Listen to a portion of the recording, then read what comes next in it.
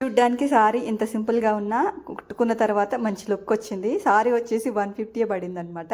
దీనికి పళ్ళు సపరేట్ చేసేసాను. వచ్చిన బ్లౌజ్కి నేను బాడీకి అటాచ్ చేసేసాను అనమాట.